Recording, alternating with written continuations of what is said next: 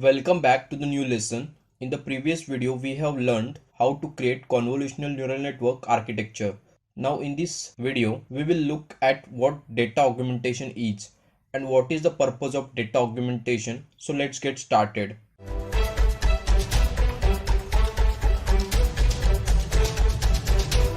While making convolutional neural network model, we have concluded that more the data, more accurate model would be. But what will happen if we have less data?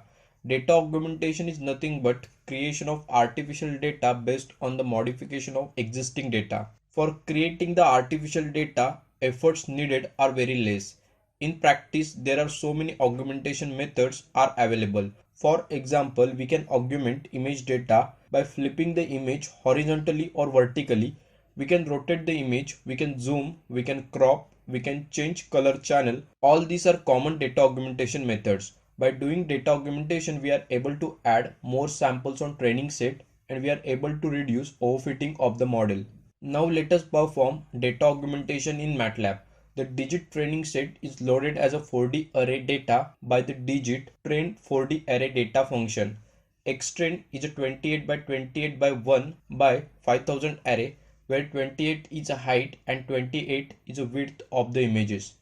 1 is a number of channel and 5000 is the number of synthetic images of handwritten digits. The label for each observation are stored in a ytrain category vector. Image data augmenter uses name value pair to configure a set of image augmentation options. Multiple options we can add as a part of image data augmenter function.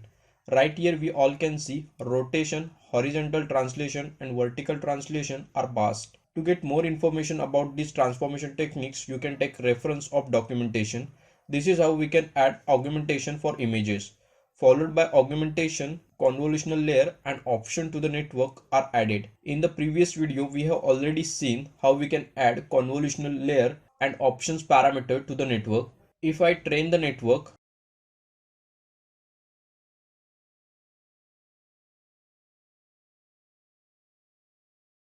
we all can see how training is happening. This is how we can perform CNN with augmentation.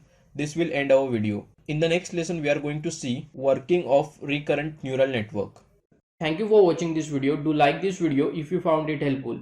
If you have any queries, post them in the comments and get in touch with us. Follow us on LinkedIn, Facebook and subscribe to our YouTube channel. Education is our future, MATLAB is our future. Happy MATLABing.